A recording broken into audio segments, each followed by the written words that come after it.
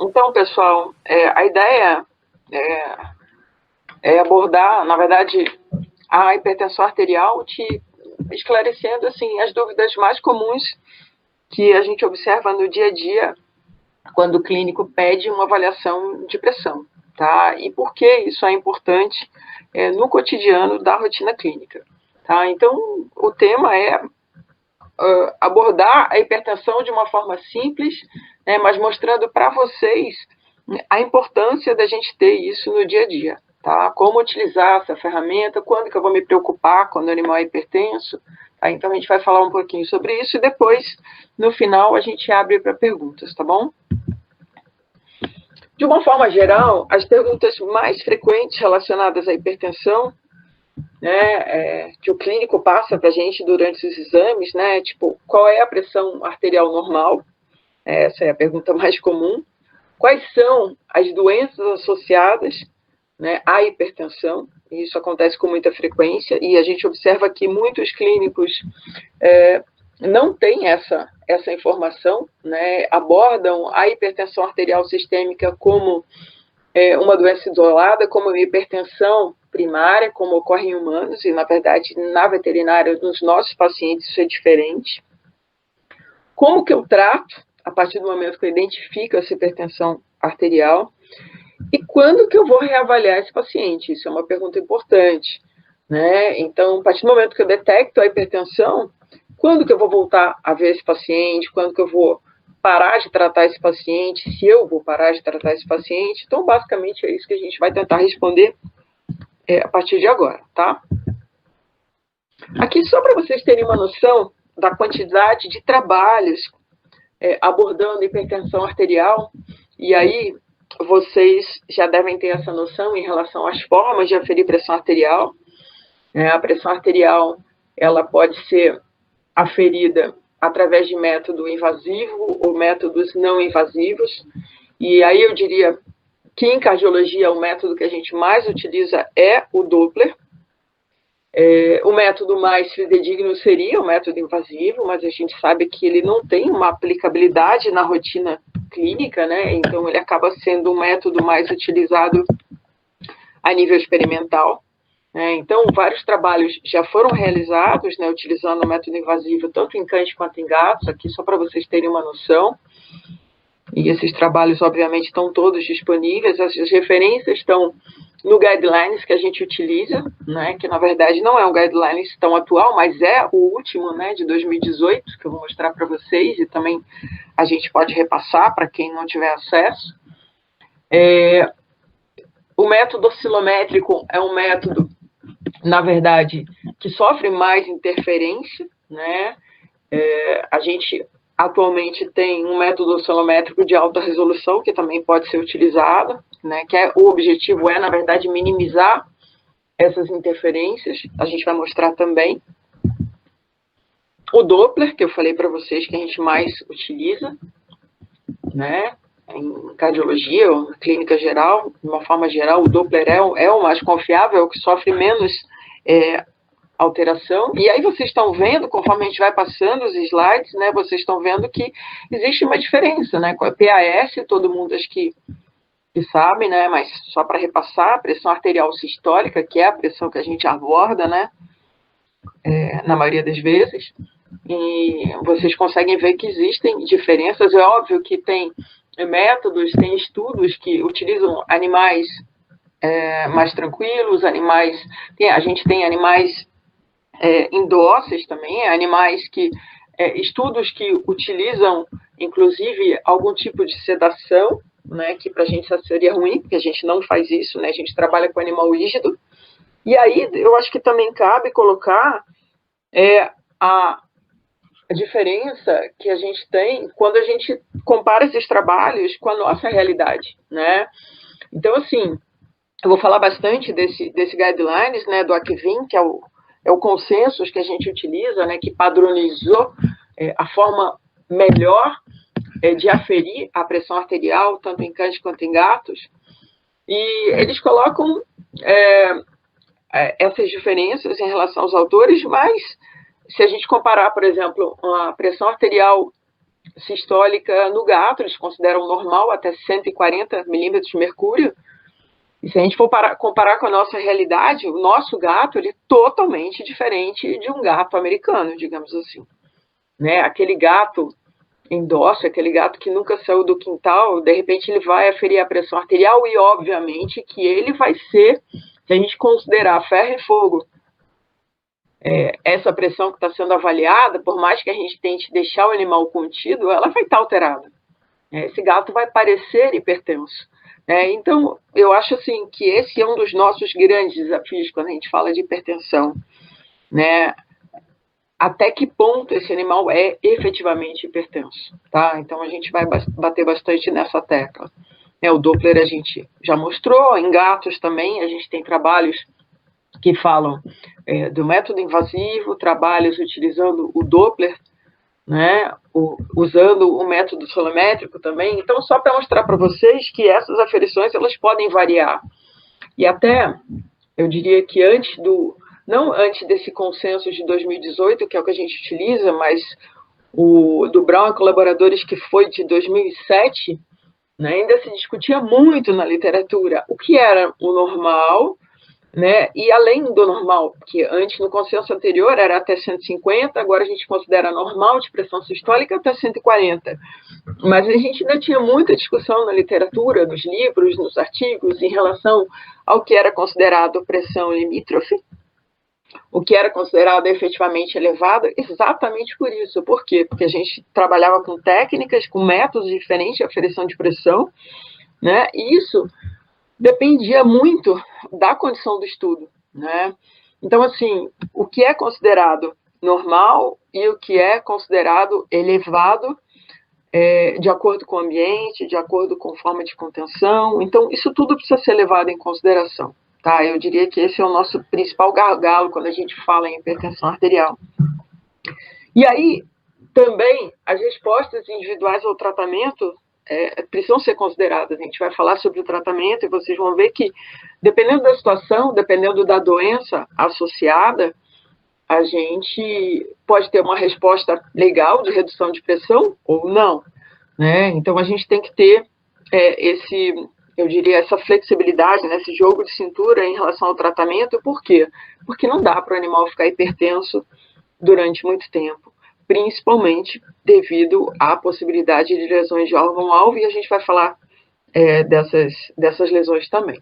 Tá? A reavaliar em casa pode ser uma alternativa, né? Eu tenho alguns pacientes que a gente faz lá no centro diagnóstico a aferição de pressão. Por mais que você deixe o animal ambientado, que você deixe ele lá alguns minutos dentro da sala, né, que a gente minimize sons, contato com outros animais, esse animal, ele dá sinais de hipertensão, ele dá pressão elevada. E aí, dependendo da situação, vale a pena em casa. É aquele proprietário que fala para você, não, mas aqui ele fica mal, a hora que ele entra, ele começa a tremer e tal. Então, assim, isso é uma informação importante. Por quê? Isso é um sinal de que, de repente, vale a pena reavaliar esse animal em casa. Será que em casa ele também vai ter essa elevação de pressão? Esse é o consenso, tá? Que depois, quem quiser, eu posso passar aí para o pessoal da organização.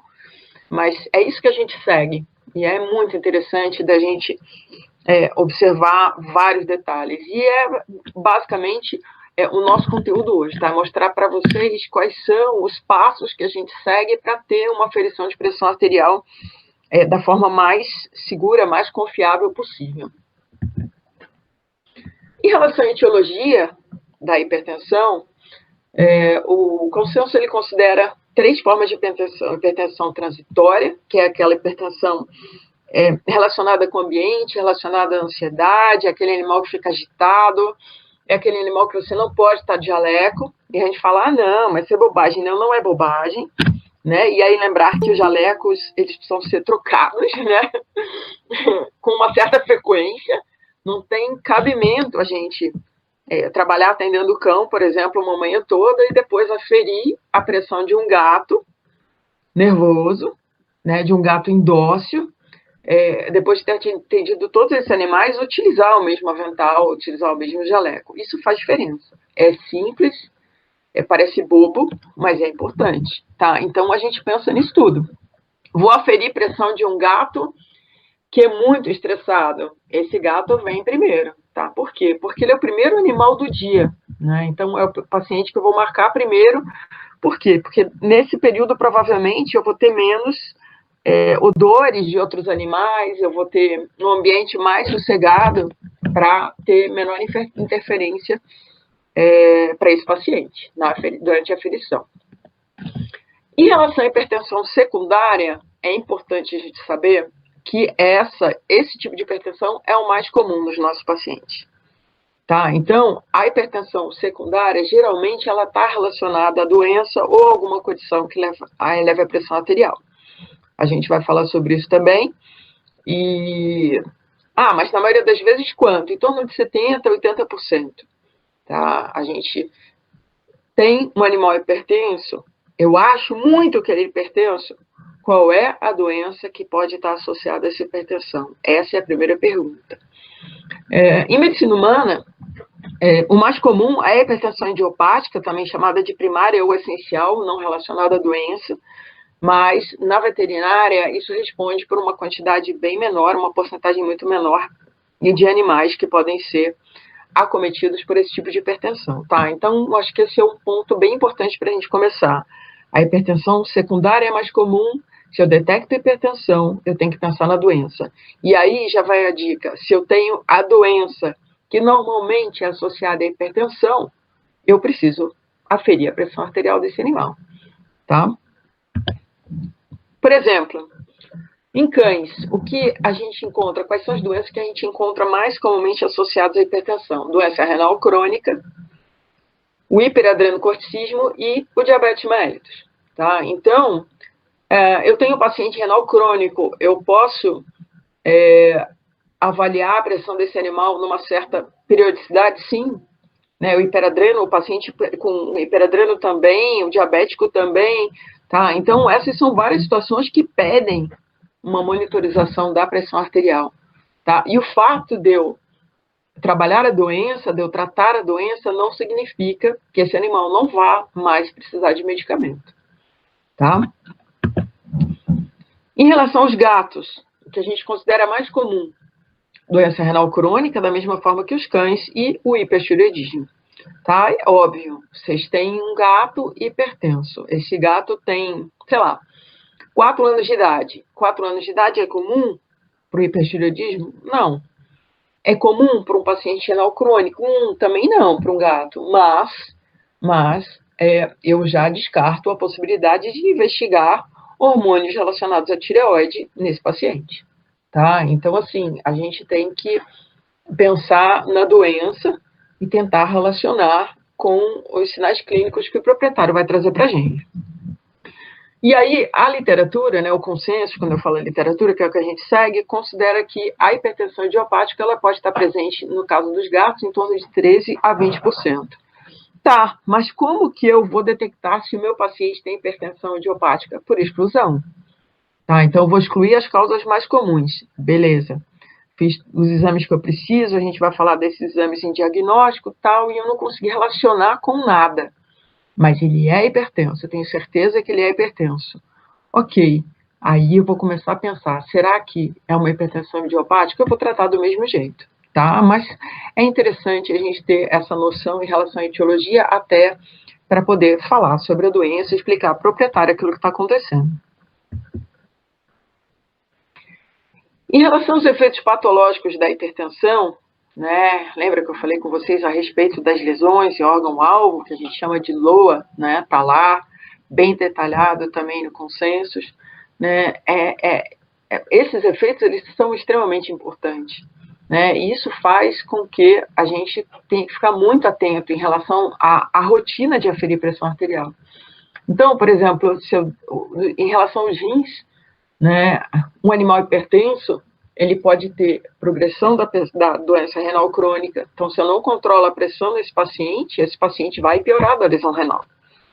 Em relação aos olhos, né, e aí vocês vão ver, vai ter uma colega que eu acho que vai falar depois de mim, inclusive, né, sobre sobre as alterações oftalmológicas no paciente hipertenso, são diversas, né? E é muito importante ter esse feedback, conversar com o clínico, né, com o especialista, a hipertrofia de ventrículo esquerdo, e aí chama a atenção de vocês que a hipertrofia, ela é hipertrofia concêntrica, tá? Então, lembrar que esse coração, ele cresce para dentro, ele espessa para dentro, então não fiquem esperando do raio-x para enxergar essa hipertrofia de ventrículo esquerdo, tá, gente? A gente precisa do ecocardiograma para ter essa avaliação.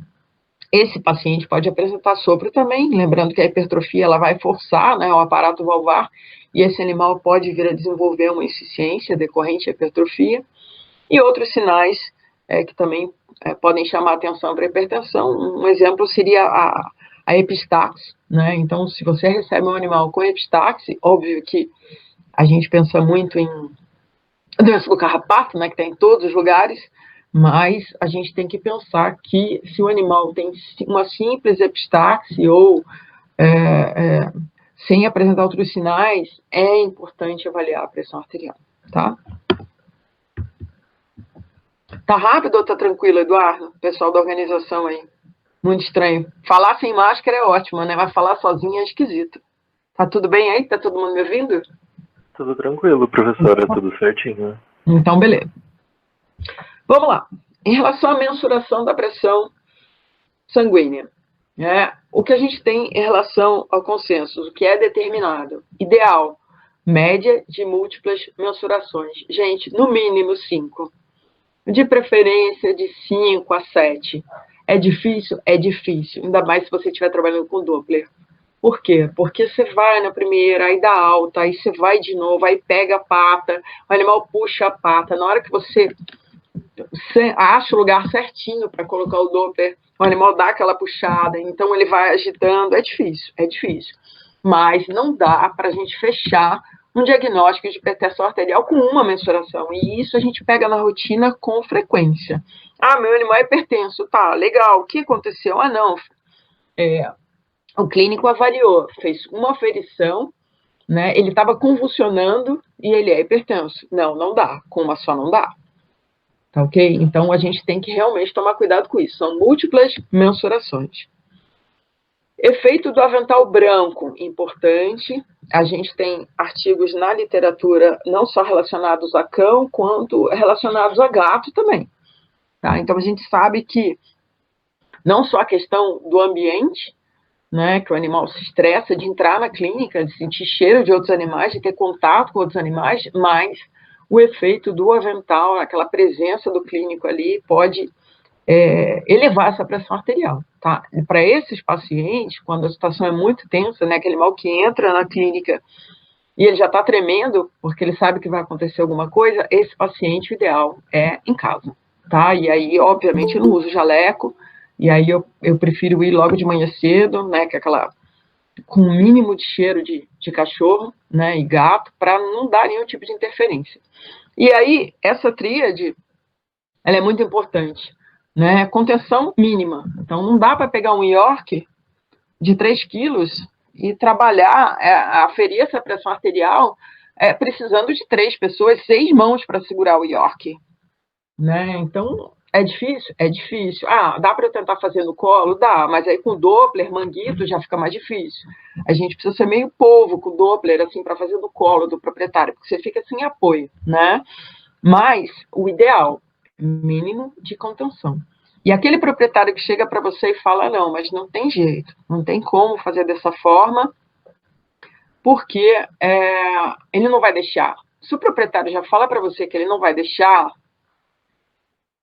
tá difícil, né? Por quê? Porque tem que ter a colaboração do proprietário, mas tem aqueles pacientes que, às vezes, o proprietário sai da sala e você consegue que o animal fique mais tranquilo. Então, a gente tem que ter esse bom senso aí para ver o que seria melhor para um determinado paciente. Ambiente tranquilo, é óbvio, né? E tempo para fazer. Isso é uma coisa interessante, por quê? A gente recebe muito pedido, né, de avaliação de pressão arterial quando a gente vai fazer a avaliação cardíaca, né? E é óbvio que a pressão arterial ela deveria ser uma aferição muito, muito, muito mais frequente na rotina do clínico, né? Porque a gente sabe que é extremamente importante. Olha as doenças que a gente já falou, né? Muito comum, doença renal crônica, tanto no cão quanto no gato. Então, assim, o clínico precisa saber ter essas informações para ter segurança em relação a essas aferições e não tratar o animal de forma inadequada. Então, assim, tem que ter tempo para fazer. Ah, não, pera, eu vou fazer rapidinho, né? Mas eu já tenho um animal me esperando. Putz, melhor não fazer, tá? Por quê? A pressão tem que ser primeiro. Então, no meu caso, né, vou fazer pressão, eletro e eco. Pressão vem primeiro. Tá, mas o animal ficou lá fora esperando. Então, ele tem que entrar na sala, ficar ali uns 5, 10 minutos, tá? Se climatizando no ambiente e tal, né? Para aí a gente aferir a pressão arterial. E mesmo assim, tem animal que não deixa, que agita, tá? Mas a gente tem que ter isso tudo em mente na hora de aferir. Tem que ter tempo para fazer. Se for para fazer correndo, é melhor não fazer. O tamanho do manguito, extremamente importante. Alguns manguitos, dependendo da marca do equipamento, eles vêm com intervalo em centímetros, né, do diâmetro do membro torácico do animal.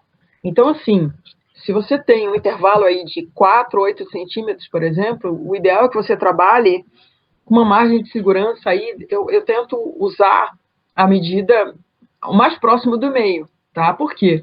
Esse manguito, ele não pode ficar frouxo demais e ele também não pode ficar apertado demais. Por quê? Porque senão a gente não vai ter uma mensuração adequada, ou a gente vai sobreestimar, ou a gente vai subestimar, tá? Então, em relação ao tamanho do manguito, o ideal é medir, né? Você mede o diâmetro do membro torácico, e aí você vai escolher o tamanho do manguito aproximadamente. Quando a gente mede o membro torácico do animal, a gente seleciona um manguito aproximadamente que tenha 30 centímetros, 30% do diâmetro do membro torácico, tá? 30, 40%, tá? Então, você pode medir um barbante, né? O que você tiver lá, com a própria borrachinha do manguito você mede, você calcula, né, até um terço ali daquele comprimento para escolher, para fazer a seleção do manguito ideal para aquele determinado paciente. Óbvio que eu estou falando dos não DASH, né? Porque o DASH com aquela patinha torta, ele dá balão na gente na hora de aferir a pressão arterial, mas tudo bem. Em relação ao diagnóstico, quando a gente pensa em fazer o diagnóstico da hipertensão, primeira pergunta, qual é a doença associada a essa pressão elevada? Tá? Então, assim, detectei que existe elevação de pressão, eu vou pensar em doença. E aí, o que é muito comum para a gente no dia a dia? Você vai fazer o eco do paciente e você percebe que esse animal no eco tem hipertrofia concêntrica do ventrículo esquerdo. Tá? Então, se ele tem hipertrofia, a gente suspeita que possa ter pressão elevada. Tá, mas a gente já feriu a pressão, já viu que a pressão pode estar elevada. E isso é uma coisa legal, porque a gente troca uma ideia com o clínico, sabe, aquele animal com o abdômen abaulado, poliúria, polidipsia, o proprietário fala que o animal é fissurado para comer, que não para de comer o dia inteiro. Putz, esse paciente pode ter hiperadreno. Tá? Então, sempre pensar em associar com doença. Mas lembrando que uma porcentagem menor de casos pode ter a hipertensão primária, mas a gente só vai pensar em hipertensão idiopática, né? A gente só vai pensar nessa hipertensão idiopática quando eu já excluí qualquer possibilidade de doença, tá? Isso acontece. O que a gente considera como queixa mais comum, né, de sinal clínico, né, relacionado à hipertensão é a perda súbita de visão, né? Isso é uma coisa que chama muita atenção, e sinal como poliúria e polidipsia. Poliúria e polidipsia pode ser um monte de coisa, né? Pode ser endócrino, pode ser renal. Lembrando que o endócrino é o paciente que, na maioria das vezes, tem alto risco de lesão renal. Então, se ele não tem naquele momento, ele vai ter no futuro, né? Mas são sinais clínicos que chamam atenção para isso. A gente, na verdade, não tem uma noção em termos estatísticos, né, de estatística, de quantos hipertensos podem desenvolver sinais clínicos. Né? A gente não tem isso, a gente precisa abordar mais isso, conversar mais com o proprietário e tentar pegar mais informação que nos reportem a hipertensão, né? Por quê? Porque você checa que tem hipertensão, o proprietário fala, nossa, mas ele tem um apetite depravado e tal, isso pode ser um sinal, né? Mas a gente não sabe exatamente quando os hipertensos desenvolvem esses sinais clínicos. E aí fica a dica, mensurar a pressão arterial ao observar os sinais clínicos compatíveis com a hipertensão arterial sistêmica. Então, se eu tenho sinal clínico, tem aquele paciente, tem poliúria, polidipsia, o paciente que perdeu visão rapidamente, né? Isso já é um sinal que eu preciso aferir pressão arterial. Ao mesmo tempo, se eu tenho a presença da doença, né? Se você diagnosticou a doença, você tem um paciente diabético, um cão diabético, um gato hipertireoideu, você também tem que investigar a pressão arterial. Tá? E são várias possibilidades para a gente estar aferindo a pressão, ok? E aí, o que eu falei para vocês em relação ao risco de lesão de órgão-alvo, né? Atualmente, nesse consenso, a gente classifica, né, o nosso paciente hipertenso de acordo com os riscos de lesão de órgão-alvo, por isso a gente fala LOA, né? Então, a gente considera atualmente o nosso paciente com pressão normal quando ele apresenta até 140 milímetros de mercúrio de pressão sistólica. O paciente pré-hipertenso, ou eu diria com uma hipertensão leve, e baixo risco, né, de lesão de órgão-alvo, quando essa pressão variar entre 140 e 159. Um paciente com hipertensão moderada, né, ele já apresenta, obviamente, um maior risco para desenvolvimento de lesão de órgão-alvo, quando ele varia na faixa de 160 a 179. E o paciente hipertenso grave, que já possui um alto risco de lesão de órgão-alvo, acima de 180. Mesmo assim, por isso eu acho interessante vocês seguirem o consensus, né? Porque a gente, no consensus, a gente é muita pretensão, mas eles estabeleceram, né, as regras para a melhor forma de aferição. Então, a gente procura seguir essas regras, esses passos, para não errar. Mas precisa lembrar que o paciente deles pode ser um paciente muito diferente do nosso em termos de temperamento. Então, você tem que ter um jogo de cintura para entender que um animal, às vezes um pouco agitado, que dá 160, ele pode não ser um hipertenso moderado, ele pode ser um paciente simplesmente agitado. Mas é aquilo, você tem um paciente tranquilo, que deu 180, não tenha dúvida, vamos tratar, tá? Antes que ele apresente lesão de órgão-alvo, ok? Em relação ao diagnóstico ainda do paciente hipertenso, importante, hemograma, bioquímica sérica e exame de urina. E aí, eu até gosto de fazer uma inversão, né, em relação a esses exames. Por quê? Porque o clínico, de uma forma geral, ele esquece do exame de urina, né? Se for cadela, então, aí ele esquece mesmo. Né? E a gente precisa do exame de urina. O exame de urina é um exame que fornece muitas informações importantes. Né? E para a gente, falar em proteinúria no paciente hipertenso é muito, muito, muito importante. Tá? Então, hemograma, exame de urina e perfil renal hepático, principalmente, em todos os hipertensos. Então, eu vou começar o meu diagnóstico, eu vou começar a minha abordagem procurando doença nesse paciente dessa forma.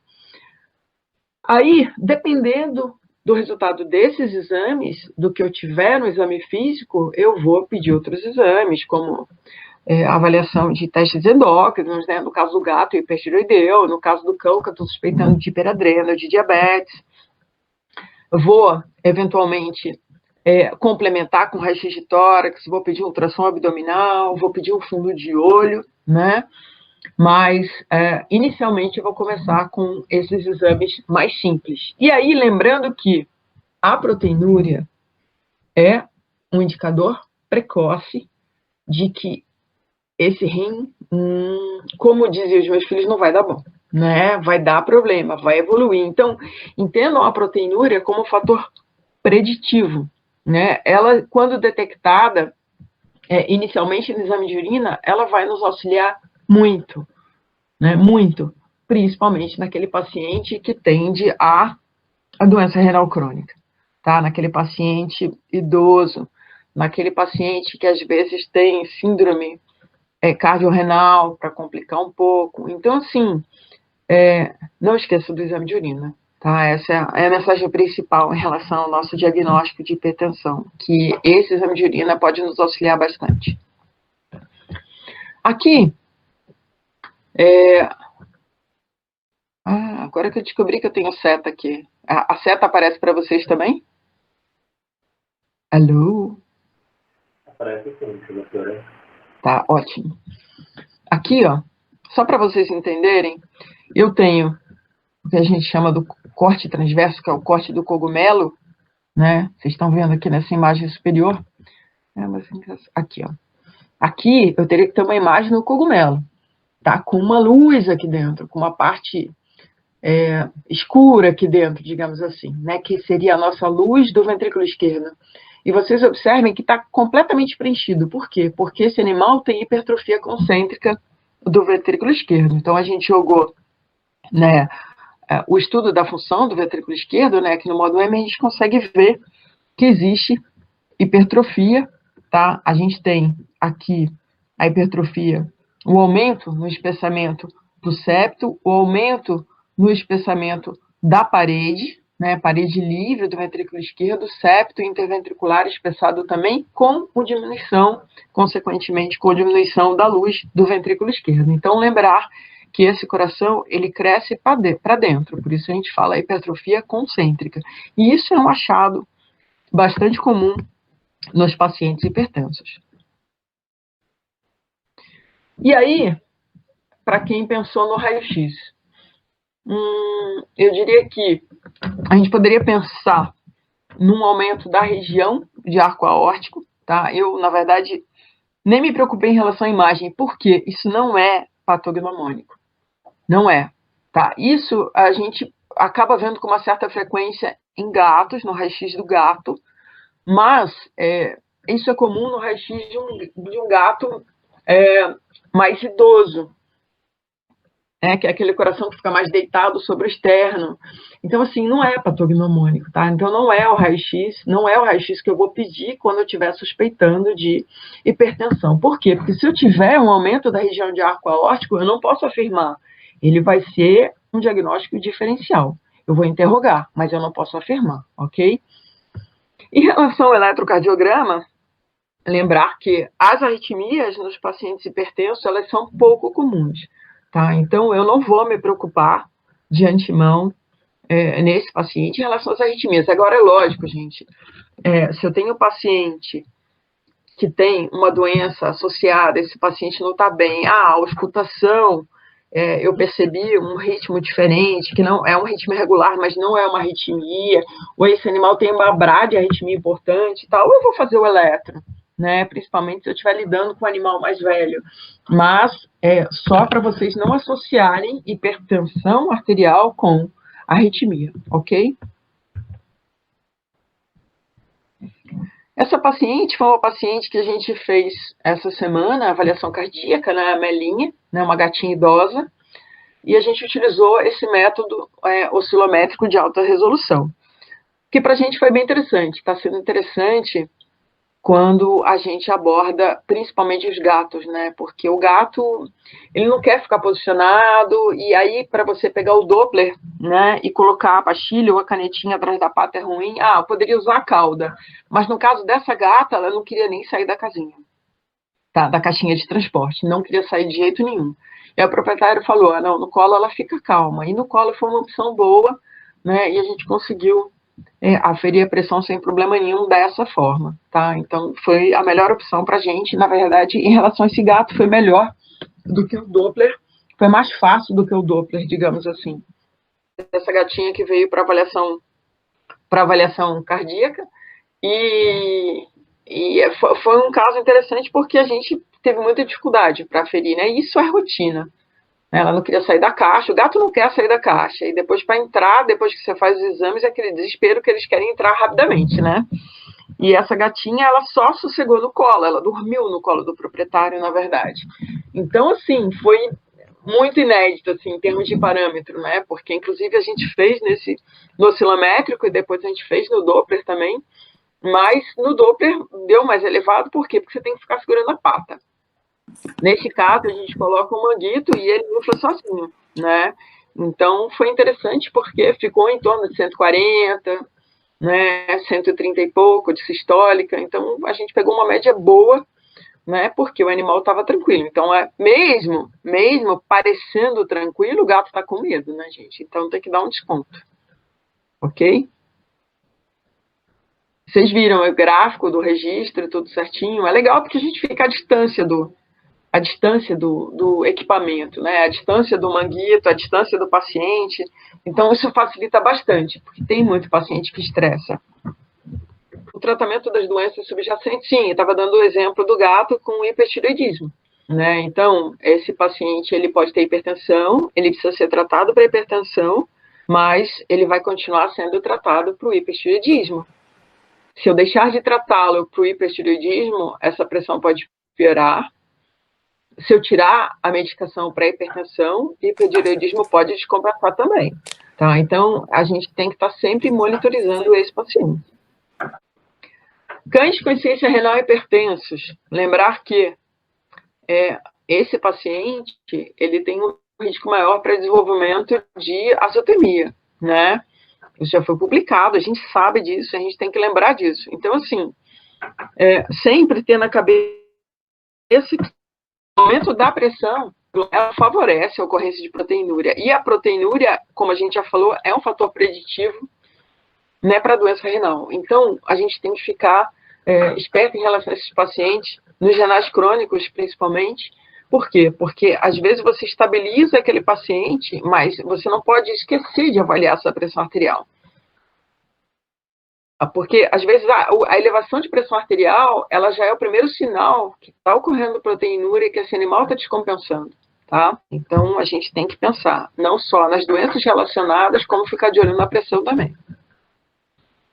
E aí, em relação à recomendação que a gente tem do consensus, né? Se eu tenho lesão de órgão-alvo em um paciente hipertenso, eu sempre vou tratar. Eu sempre vou tratar.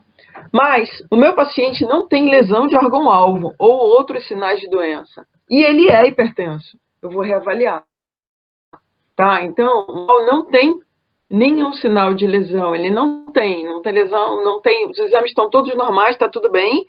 Né? Ele não tem sinal de doença, mas a pressão dele está elevada. Eu reavalio. Mas reavalio com quanto? Não, ele deu 220, pô, é muito alto. É muito alto. Se eu deixar para reavaliar esse animal no mês seguinte, pode ser que ele chegue cego para você. Né? Pode ser que ele chegue convulsionando para você. Então, assim, eu não vou esperar tanto. Tá? Então, cada caso é um caso. A gente tem que saber enxergar isso tudo. Tá? Depende dessa pressão. Tá? Não, deu 160, todas as aferições ficaram todas de 160, mas ele estava agitado. Mas ele não tem nenhum sinal de doença. Tudo bem. Vamos voltar daqui a uma semana e reavaliar? Ou vou aferir essa pressão arterial na casa do proprietário? É uma opção, tá? E aí uma situação interessante que a gente vê muito na rotina, né, por desinformação mesmo de alguns colegas, é animal hipertenso sendo tratado com diurético, tá? Então, assim, a gente não trata a hipertensão nos nossos pacientes da mesma forma que a gente aborda em medicina humana. Tá? Por quê? Porque o nosso paciente, normalmente, não retém volume. Tá? As doenças, normalmente associadas, não são doenças que cursam com retenção de sódio. Tá? Então, não tem por que fazer o diurético. Ah, tá, mas eu tenho um gato que eu estou suspeitando que ele tenha hiperaldosteronismo. Tá, tudo bem. Aí ele retém sódio, aí ele retém volume, mas é uma doença rara. Ok? Tá? Então, eu não vou pensar no diurético. Esse paciente, esse gato com essa doença rara que eu acabei de falar, pouco comum, digamos assim, né? É um paciente que eu vou precisar entrar com um antagonista da aldosterona, com espironolactona, então é uma outra situação, mas não é a situação mais comum. E a gente, às vezes, pega o paciente que vem para avaliação de pressão arterial e a proprietária fala, não, tá tomando furosemida que nem eu, paciente hipertenso e tal. Tá errado. Tá? Vamos repensar isso aí. Qual é a doença que está associada? Tem doença associada? Como que eu vou tratar? Tá? A furosemida é uma outra situação, que não é essa. Alguns exemplos de fármacos utilizados, né, para tratar o animal hipertenso. Então, vamos começar pela amlodipina, que é um antagonista dos canais de cálcio. A amlodipina é a melhor opção para controlar a hipertensão, tanto em gato quanto cão. Eu gosto bastante da amlodipina. E ela é bastante eficiente como monoterapia para tratar a hipertensão do gato. Tá? Ela pode ser associada ao inibidor da ECA, que é um vasodilatador, ou ao beta-bloqueador. Tá? Agora, eu tenho que tomar cuidado na insuficiência renal com amlodipina. Ok? Então, assim, qualquer medicamento, a gente tem que ir monitorizando, a gente tem que ir avaliando a função renal, faz exame de urina, né? Não dá para você deixar o animal medicado sem controlar, ok? A amlodipina é um medicamento bastante eficiente, é um medicamento, eu diria que mais indicado, digamos assim, na maioria das situações no consenso, tá? O nosso famoso inibidor da enzima de conversão de angiotensina, enalapril, benazepril, é um vasodilatador que diminui a resistência vascular periférica, então é bastante utilizado para reduzir a pressão arterial. Possui outros efeitos, né, como o remodelamento, auxílio no remodelamento vascular e na redução de proteinúria. Então, é um medicamento bastante utilizado para reduzir proteinúria em medicina humana também. Tá? Só que ele tem um porém. Depende de quão elevado tiver a pressão arterial do paciente de vocês. Tá? Por quê? Porque a amlodipina ela é mais rápida na resposta.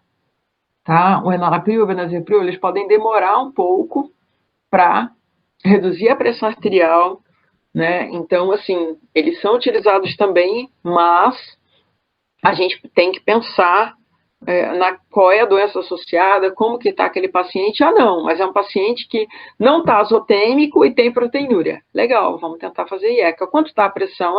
160, 170, dá para tentar. Mas um paciente com 180, 190, pera, e está tranquilo? Não, acho que eu vou reduzir com a amlodipina. E aí, se for o caso, eu posso até pensar em associar o inibidor da ECA para deixar a amlodipina numa dose mais baixa, numa frequência menor, mas é um fármaco bastante utilizado, tá? Em relação aos beta... Não, desculpa, aqui saiu errado, gente. Não é beta-bloqueador, tá? Ele é um inibidor da enzima conversora de angiotensina, a telmisartana, tá? Perdão, não é beta-bloqueador. A telmisartana é o fármaco mais utilizado, principalmente mais eficiente para reduzir em gatos a proteinúria, tá? A melhor opção para reduzir proteinúria em gatos, tá? Eu tenho um pouco de dúvida ainda, eu não sou a melhor pessoa para falar sobre telmisartana. Em algumas situações, eu tive proprietários que acharam caro, né, manter o gato com telmisartana, e em algumas situações eu não encontrei o produto de forma tão disponível. Então, assim, essa experiência que eu coloquei para vocês é a minha experiência, que não é muito em relação à telmisartana, tá?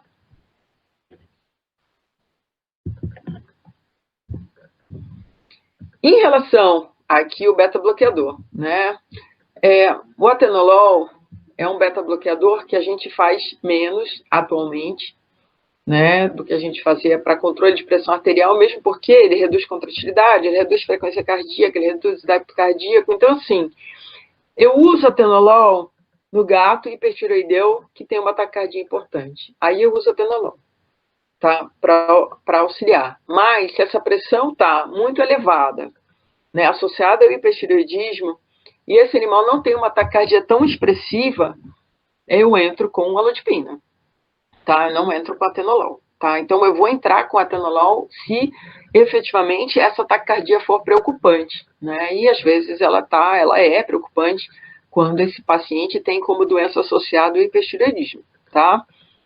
Ele é, na verdade, um bom coadjuvante para, eu diria que mesmo para hipertensão refratária, a gente vai tentar outros fármacos, tá? Eu diria que o atenolol, guardem isso, o atenolol, ele é utilizado principalmente nessa situação, gato hipertireoideu com taquicardia importante, tá ok? Acho que essa é a mensagem mais importante em relação ao atenolol.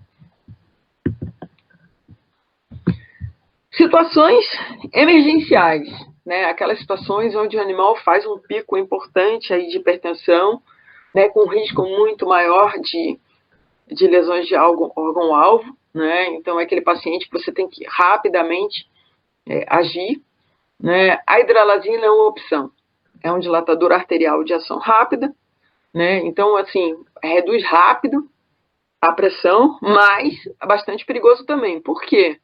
Porque eu tenho que monitorizar, tá? Senão eu posso transformar esse paciente de hipertenso para hipotenso em questão de alguns minutos, tá? Então a gente realmente tem que tomar cuidado. Controla rapidamente, mas é aquele paciente que o ideal é que ele esteja na internação, bonitinho, né? Para a gente conseguir monitorizar com uma certa frequência. E aí, na presença, aquele animal com uma pressão muito elevada, que convulsiona, né? Que perdeu visão rapidamente ou que tem alterações oftalmológicas importantes relacionadas à hipertensão, a hidralazina é uma boa opção, tá? Mas esses medicamentos para situações emergenciais, gente, apesar da gente conseguir fazer isso como volante, eu desaconselho, tá? É um paciente que tem que estar internado, que tem que ser monitorizado, não dá para fazer isso em casa, tá? A hidralazina é indicada na hipertensão refratária, tá? Então, quando a anlodipina não resolve, quando o IECA também não ajudou, a associação não ajudou, né? Eu posso usar a hidralazina. A literatura coloca como possibilidade, ao invés de usar a hidralazina, aumentar a dose da alodipina. Eu, particularmente, não tenho experiência em usar a alodipina até essa dose de 0,6 miligramas por quilo. Cuidado com o que vocês vão anotar aí, né? Porque esse monte de interrogação é para chamar atenção mesmo. Tá? Muito cuidado para a gente não transformar esse paciente num paciente hipotenso e acabar um animal vindo a óbito, ok? Então, esses fármacos para utilização emergencial são fármacos que requerem monitorização, não só da pressão arterial, quanto da função renal.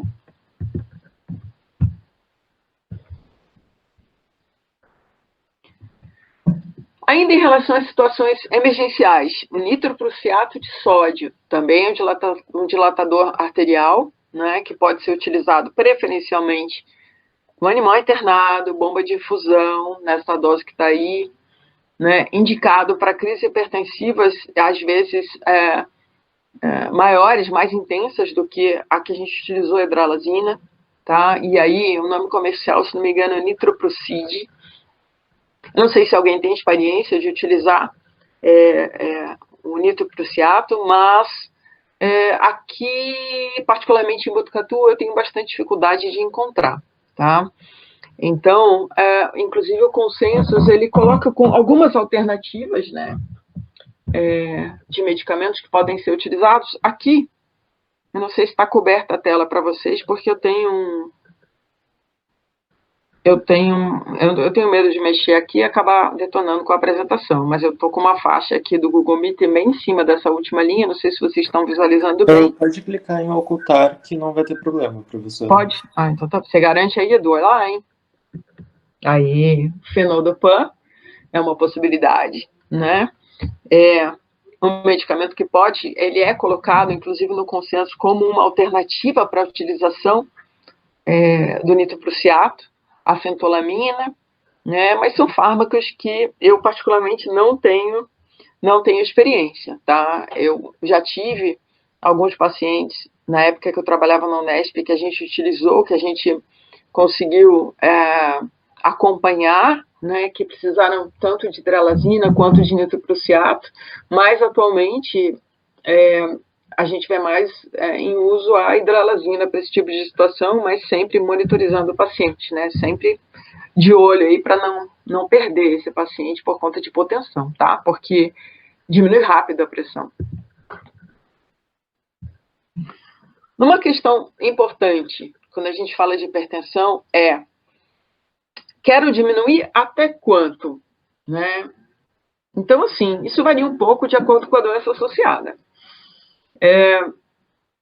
A gente pode reavaliar esse paciente a cada 7 dias, né? E a gente almeja que esse paciente ele chegue o mais próximo possível de 140, que é o normal, tá? Mas se eu tenho um paciente que estava com 180, 160, é um parâmetro bom para eu reavaliar. Então, tudo vai depender da doença associada. Ah, meu paciente estava com 160. Óbvio que eu quero vê-lo com em torno de 140. Né? Mas isso depende da doença, depende dos sinais clínicos que esse paciente está apresentando. O paciente não crônico é complicado, dependendo da situação. Né? Então, a gente avalia a cada 7 dias, com a medicação direitinho, controlou a pressão. Ah, está próximo de 140, 150, o animal está bem e tal, eu posso pensar em reavaliar esse paciente a cada 3, 4 meses, ok? E aí uma informação que eu acho importante, né, porque o pessoal fica muito preocupado, e a hipotensão, né? E aí eu acho que os sinais clínicos importantes de hipotensão, na verdade, que podem estar associados com uma pressão arterial sistólica menor de 120, são fraqueza, síncope, taquicardia, né, que é aquela ataque reflexo associada à hipotensão, que é bem significativa, e às vezes o proprietário fala isso, comecei a tratar e o meu animal não sai mais da casinha, tem alguma coisa errada. Né? Não, ele está largado, dorme o dia inteiro, isso pode ser um sinal de hipotensão, e aí provavelmente eu vou precisar adequar melhor aí essa terapia instituída, ok? E lembrar, né, gente, sempre eu vou reavaliar peso, sempre. Lembra que na maioria das vezes esse paciente tem uma doença de base associada, certo? Ele tem uma doença associada e ele vai perder peso. Então eu vou ter que adequar a minha medicação. Outras possibilidades, outras situações que a gente vê na rotina, né? Cão estável, diabético ou com hiperadreno. Lembrar que o meu cão diabético ou com hiperadreno tem alto risco de lesão renal. O hiperadreno nem se fala. O diabético, na verdade, quando a gente fala aquela nefropatia diabética, né, que é comum em humanos, ela é pouco descrita na veterinária. Eu diria que não é bem diferente a situação, tá? Então, tratar a hipertensão nesse paciente é como se fosse um paciente renal, tá? Como se fosse um paciente renal. Em relação ao cão e o gato que estão estáveis, né? Então é aquele animal estável, mas hipertenso. Tá? Que eu já fiz todos os exames, já descartei as causas mais comuns, né? Então, só recapitulando, no caso do cão, as endocrinopatias, a doença renal crônica. No caso do gato, a doença renal crônica e o hipertireoidismo. Nenhuma dessas situações mais comuns está associada nesse paciente. Esse animal não tem sinal clínico de nada, mas ele é um mega hipertenso. Nesse paciente, eu vou de olodipina. Tá? Mas a olodipina não controlou. Pode associar a IECA. Tá? Então, aí, às vezes o pessoal tem dúvida, eu falo assim, mas eu não posso tentar reduzir com IECA? Depende de como tá. Depende da situação. Não dá para levar tudo ferro e fogo, gente. Eu já consegui reduzir num paciente com leishmaniose, muito hipertenso, mas também muito agitado, com inibidor da ECA. Mas demora. Então, o quanto que essa pressão está elevada e o quanto que você vai colocar em risco os órgãos-alvo trabalhando com essa pressão elevada. Isso a gente tem que pensar, tá? Gato estável com hipertireoidismo. Aí é aquela situação. Vou usar o beta-bloqueador ou não? Tá taquicárdico? Expressivamente taquicárdico? Eu uso o beta-bloqueador. Tá? Mas aí eu preciso lembrar o seguinte, lembra que eu falei lá para vocês? A hipertensão, ela pode continuar a despeito do tratamento. Então, assim, eu preciso tratar o hipertireoidismo, mas eu vou sempre ter que controlar essa pressão com algum medicamento. Mas eu não vou poder tirar? Eu acho que você pode tentar reduzir. Mas tirar é meio complicado, tá? E aí lembrar, não especificamente nessa situação do hipertireoidismo, mas em qualquer outra situação, que se não houver um controle adequado da pressão, quando a gente pensa em risco de lesão renal, esse paciente ele vai fazer hipertensão glomerular, ele vai desenvolver proteinúria, e aí a gente entra naquele quadro da doença renal que a gente não quer, tá? Então, lembrar que a pressão tem que estar controlada. Gente, é isso. Eu não sei se eu falei rápido, se eu falei devagar. Eu nunca falei assim, é muito estranho a gente falar sem se ver, né? E sem ouvir barulho nenhum, ninguém fala nada, mas eu falei que vocês iam fazer pergunta depois, então acho que não tem problema. Tá? Agradeço e estou aberta aí a qualquer tipo de dúvida que eu puder ajudar. Eduardo, se você eu esqueci de colocar, acho que eu não coloquei no primeiro slide o meu e-mail, né? Se eles quiserem anotar. Uhum. Depois me quiser se eu puder ajudar em alguma coisa e tal, o pessoal quiser entrar em contato, fiquem super à vontade, viu? Eu agradeço a todos. Claro, tu me passa teu e-mail, daí eu disponibilizo pro pessoal. Tá legal, tá ótimo, farei isso. Mais uma vez, muito obrigado por ter aceitado o nosso convite. E muito obrigado pela palestra maravilhosa, uma excelente aula. O pessoal gostou muito, comentando super bem aqui. Legal. Agora eu vou passar a palavra para a Thaísa, que ela vai levantar as perguntas feitas durante a reunião para vocês conversarem sobre. Eu posso tirar a apresentação? Será que eu não consigo ver ninguém? Não vou conseguir ver ninguém nesse evento? Não acredito nisso. Acho que agora dá para minimizar a apresentação.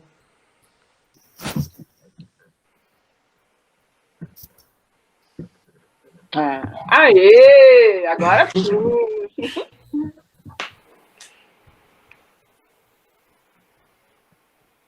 Boa noite, Maria do Carmo. Eu vou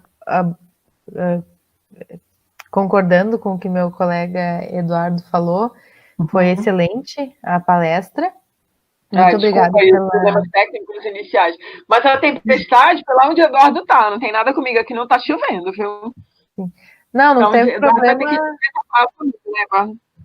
Problemas técnicos a gente está tendo desde o primeiro encontro, então tá tudo certo. Não é difícil, a gente está bem tranquilo. Quanto a isso, estamos conseguindo lidar com essa situação. Eu vou fazer algumas perguntas que eu coletei ali no chat durante a tua apresentação. E só um minutinho que eu vou abrir aqui.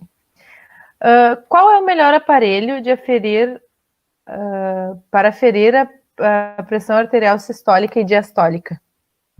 Olha, agora essa pessoa me colocou numa sinuca boa, viu? Não foi só ela, tem mais alguns diferentes. Vamos lá. O que a gente tem, vamos pela literatura então, Thaísa, né? Thaísa.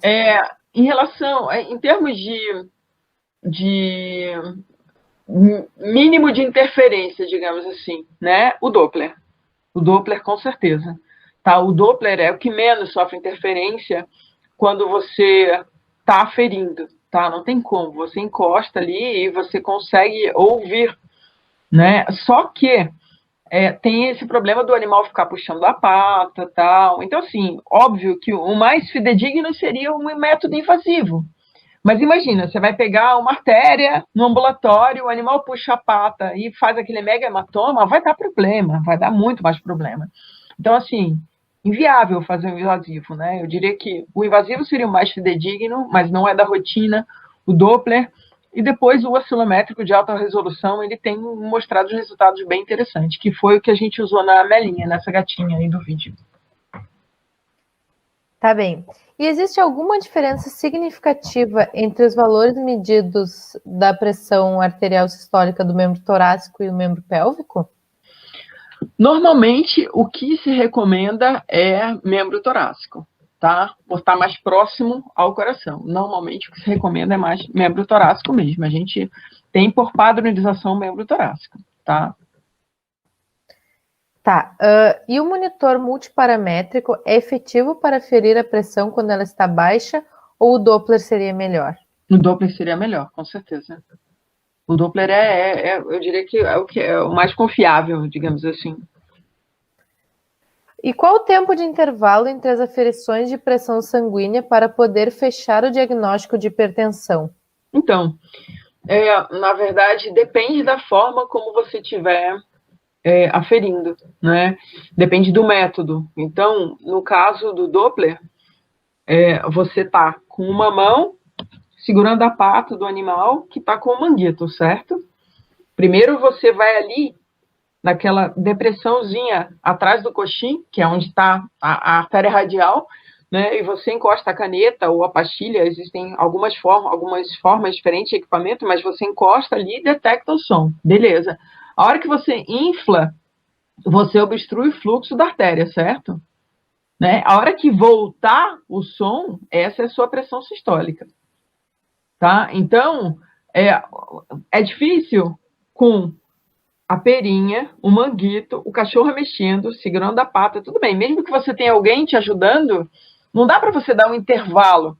Tá? Então, basicamente, o que eu faço? Eu desinflo, certo? O manguito e vou de novo. Desinflo e vou de novo, tá? Então, é consecutivo, vai uma atrás da outra. No caso do oscilométrico de alta resolução, a parte legal é que você coloca lá, você programa no teu note quantas aferições você quer fazer. Eu quero fazer 10 com intervalo de 10 segundos. Você afasta do animal, se o animal, obviamente, tiver com a pata quietinha, né, que é o ideal, mas ele infla sozinho as 10 aferições, sem você precisar mexer no membro. Essa é a vantagem, tá? Essa é a parte legal, na verdade, desse método, digamos assim. O Doppler, você pega aquele animal pequenininho e bravo, nossa! E aí, lembrar do fone, né? Porque a hora que você tá com o Doppler, às vezes, a hora que você encosta a caneta, o animal assusta com o som. Então, às vezes, a gente tem que pôr o fone para minimizar esse som. Por quê? Porque no que o animal assustou, você já vê a diferença já na elevação da pressão arterial.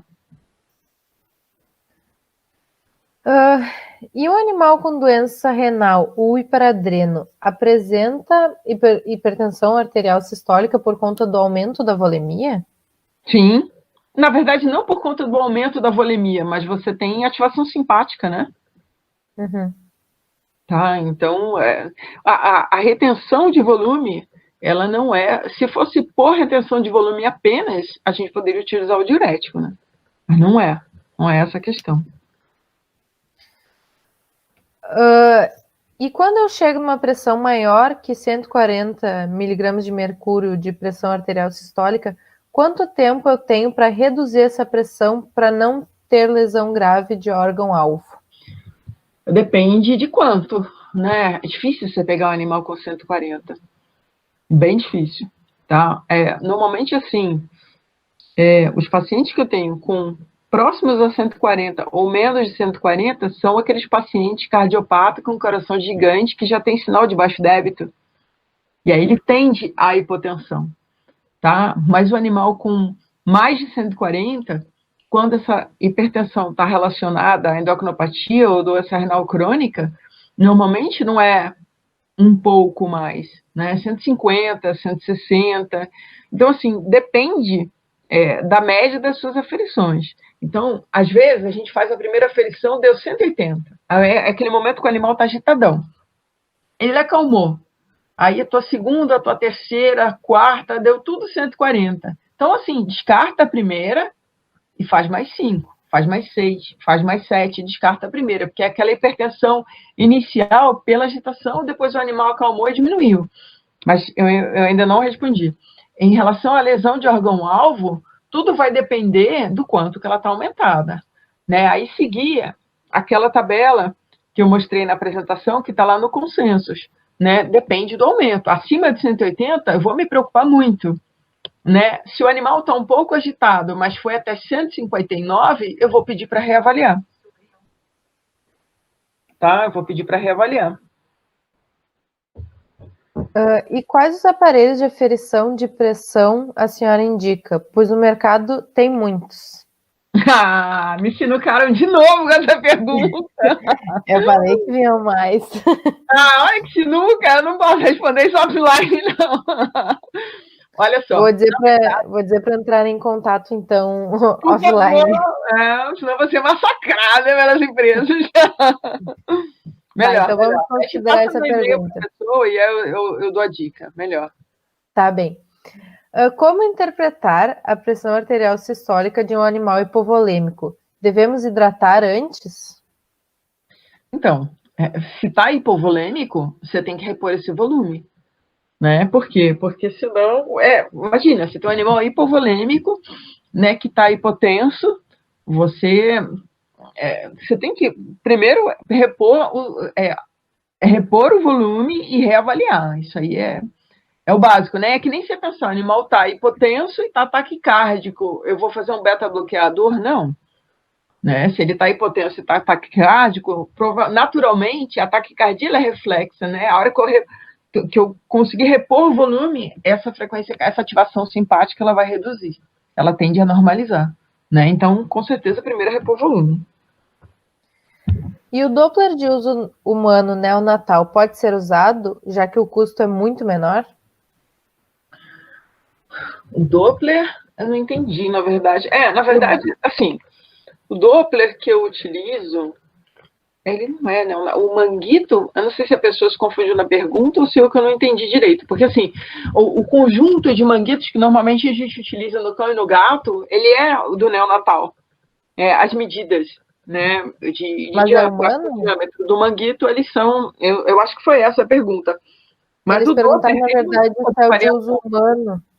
Hã? Se é o de uso humano, eles querem saber se pode ser usado o do neonatal ao invés de uso veterinário, pelo que eu entendi. Não, eu acho que o ideal é utilizar o da veterinária. A gente tem várias marcas. O equipamento, ele não muda nada em relação ao Doppler. O que muda, né, ou ele vem com uma pastilha, que você vai adaptar na artéria femoral, ou ele vem com uma caneta. Eu particularmente, me adaptei melhor com a caneta. Eu conheço profissionais, colegas que preferem a pastilha. Você pega um animal muito pequenininho, essa depressão atrás da radial no animal muito pequenininho, a pastilha ela fica meio que sobrando, ela fica grande para entrar ali. E a caneta, eu tenho muito mais facilidade para encostar. E outra, põe gel, né? E não precisa nem fazer tricotomia, que é outro caos, né? Você ligar a maquininha no animal que está estressado, não é legal, né? Então... você põe gel, põe a caneta, você já pega. Né? O negócio é manter. Né? E aquela tríade lá que eu coloquei para vocês, né? Mínimo de contenção, ambiente tranquilo, a gente tem que tentar isso. Né? E no caso do paciente já cardiopata, mas não hipertenso, tu indica a diminuição de sódio na alimentação para prevenir hipertensão? O paciente cardiopata, de uma forma geral, ele tende a hipo. Né? Ele pode fazer hipertensão, mas ele tende a hipo. Quanto mais ele piora, se a gente estiver pensando num animal com endocardiose mitral, é aquele paciente que começa a fazer remodelamento, começa com aquela cardiomegalia importante, aquele átrio esquerdo que parece que vai explodir no eco. Né? Esse animal, ele tende a hipo. Ele não tende a hiper. Tá? De uma forma geral, é isso. Mas, veja bem, olha só complementando, desculpa, Thaísa. Não, sem problema. De uma forma geral, eu reduzo o sódio, tá? Eu não tiro totalmente, porque a gente tem que pensar que se você tirar totalmente o sódio da dieta, você também estimula, também ativa o sistema renina-angiotensina-aldosterona, né? Mas, por isso que não dá para ser muito radical em relação à alimentação. Se eu tenho, e isso é uma coisa que eu sempre falo para os alunos, assim, que o pessoal acha engraçado, tipo, você tem aquele proprietário que você pergunta, não, que ração que tá comendo? Pô, a ração chama, sei lá, pituscão. Cara, vai ter muito sódio, que a ração pituscão tem muito sódio, não tem como. Agora, você pega uma ração de qualidade, ela tem um nível moderado, mas que pode ser importante para um cardiopata, mas não adianta eu botar esse paciente numa ração terapêutica se ele come pão, se ele come biscroque, se ele come bifinho. Né? Então, eu acho que tem que ter esse bom senso aí na redução dos petiscos, de uma forma geral, né? Para redução de sódio. Sim. E eu posso optar por usar de primeira a amlodipina ao invés do IECA? Pode. O consenso recomenda isso, inclusive. Tá? Mas é aquilo, se você tem um paciente, por exemplo, com lesão renal, um paciente... Vamos supor que você nem tem o paciente azotêmico, digamos assim, mas ele é proteinúrico, tá? Por algum motivo, né? Você pode tentar só com IECA, depende de como tiver a pressão. Não, ele tem 1 cruz de proteína na urina, mas ele tem 160. Pô, quero tentar o IECA? Posso. tá? Não vou meter amlodipina nesse cachorro logo de cara, né? Sei lá, tipo um animal de 4 anos com uma cruz de proteína, sabe? Dá para tentar o IECA, mas é aquela questão de quando reavaliar. Entra com o IECA, deixo uma semana, né? E vou reavaliar, não vou ver esse animal um mês depois do IECA. Não, uma semana já tem efeito de IECA. 7 dias, 10 dias no máximo, eu vou reavaliar. Ah, não, aumentou a pressão. Pera, vou pensar no amlodipina. Tá? Mas todos esses casos onde eu tenho o quadro hipertensivo, né, eles podem, eles devem, a recomendação é a amlodipina, mas eu tenho que tomar cuidado nessa reavaliação. Não dá para você pegar um paciente, um renal crônico, e manter esse paciente com amlodipina 2, 3 anos, porque é muito. A amlodipina não é tão amiga do rim assim, né? A gente sabe disso também. E eu não posso, não pode fazer antihipertensivo em animais azotêmicos? Não é que não pode fazer antihipertensivo em animal azotêmico, né? A gente tem que tomar cuidado com o animal azotêmico, né? Tem que tomar cuidado para não piorar essa azotemia, tá? Então, assim, tudo depende da hipertensão que eu estou trabalhando, né? Se eu tenho um animal azotêmico e que está com, sei lá, um animal está muito apático e tal, e ele está com aquele animal com anorexia, que já começou com hematoquesia, tal, que está com 180, eu vou ter que trabalhar 180. Mesmo que eu, sabe aquela história do bate e assopra, né? Te morde e assopra, é amlodipina, entendeu? Mas eu vou ter que baixar essa pressão. Por quê? Se eu mantenho a pressão elevada, eu aumento a pressão dentro do glomero, aumento a proteinúria e aumento o risco de lesão renal, né? A progressão da doença renal com a pressão elevada dentro do glomérulo é importante, ela tem que ser considerada. Então, assim, em clínica não tem como, a gente não tem como trabalhar. Você tem muito especialista, mas você tem que trabalhar com todo, não adianta, né? A gente tem que pensar, né? Tem que pensar. E cada caso é um caso, né, Thaisa? Uhum. E o amlodipino também evita o remodelamento cardíaco, como o IECA? Ele é um antagonista dos canais de cálcio, mas remodelamento, eu acho que não. Eu acho que não. Tá? Depois, se você quiser que essa pessoa mande um e-mail para mim, eu preciso ver se existe algum tipo de influência em relação ao remodelamento. Na época que eu fiz o doutorado, eu acompanhei mas não era amlodipina, era nifedipina, né, lá na medicina humana, e tinha alguma coisa assim relacionada com isso, mas se fica à vontade de passar meu e-mail, pede para essa pessoa que fez o pessoal já passou o teu e-mail aqui no Eu tô perdida. Eu tô perdida com a minha cara. Não, mas nem esquenta. E o uso de furosemida seria indicado em qual circunstância? O uso de furosemida, mas para que furosemida? A gente não tem retenção de volume. A gente não tem uma hipertensão por retenção de volume, tá? Então, não é o caso da furosemida. E pensa, você tem um animal com hiperadreno que tem alto risco de desenvolver lesão renal com o tempo. Eu não vou manter esse animal com furosemida, eu vou acabar com esse rim mais rápido, né? Sim. Tá? Então, eu acho que tem que pensar nesse sentido. Não, eu tenho um cardiopata que tem hiperadreno, e isso a gente pega, né?